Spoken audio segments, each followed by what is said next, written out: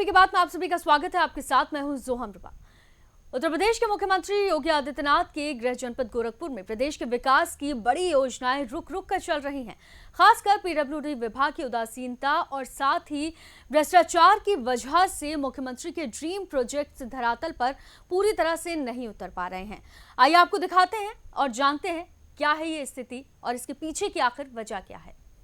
सूबे के मुख्यमंत्री योगी आदित्यनाथ ने प्रदेश में सड़कों की कनेक्टिविटी सुधारने के लिए भारी मात्रा में धनराशि जारी की है, लेकिन इस पैसे के बावजूद पीडब्ल्यूडी विभाग की उदासीनता और भ्रष्टाचार की वजह से मुख्यमंत्री के अपने गृह जनपद गोरखपुर में उनकी ड्रीम प्रोजेक्ट्स पर गंभीर ग्रहण लग चुका है।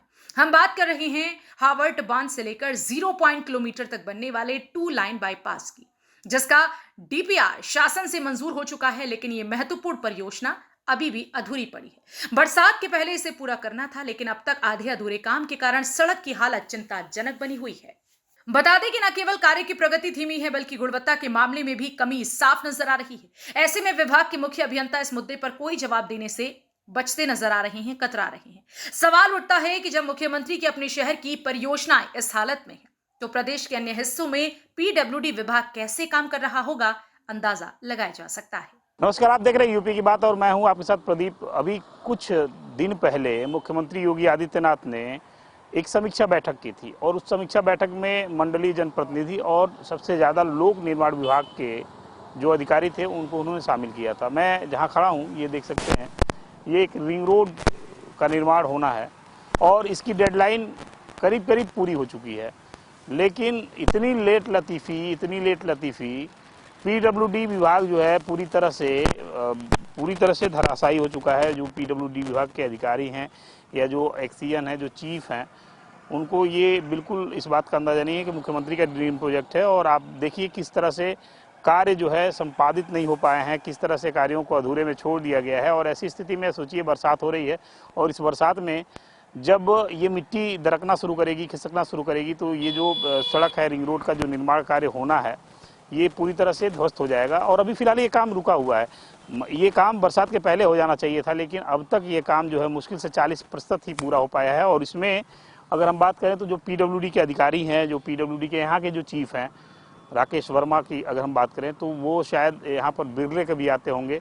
और अगर बाय द वे अगर इसका ये जो कार्य है, अगर इस कार्य की जो समय अवधि है वो अगर बढ़ा दी गई है बाय द वे, तो तभी भी यहाँ पर जो संतोषजनक कार्य हैं वो नहीं हो पाए हैं।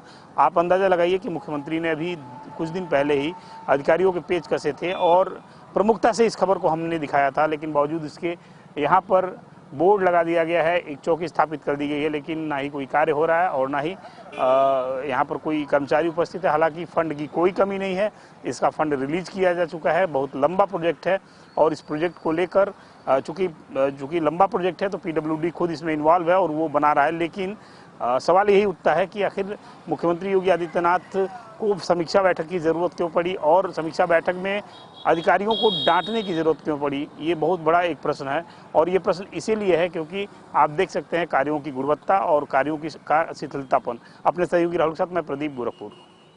सरकारी योजनाओं को कार्य में न लाना, ये उदासीनता और भ्रष्टाचार प्रदेश के विकास की गति को ठप कर सकता है। गोरखपुर में हो रही इस स्थिति से साफ हो जाता है कि विभाग को अब अपनी जिम्मेदारियों को गंभीरता से लेना और जनता के भरोसे को कायम रखने की सख्त जरूरत है।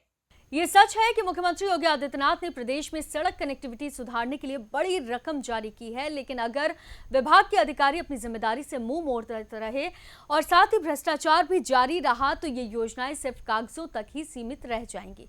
गोरखपुर की यह हकीकत पूरे प्रदेश के लिए एक चेतावनी है कि प्रशासन को अपने दायित्वों को गंभीरता से लेना होगा और जनता को बेहतर सेवाएं देने के लिए कोई ठोस कदम जरूर उठाने होंगे। फिलहाल के लिए इस खबर में सिर्फ इतना ही। आप देखते रहिए यूपी की बात।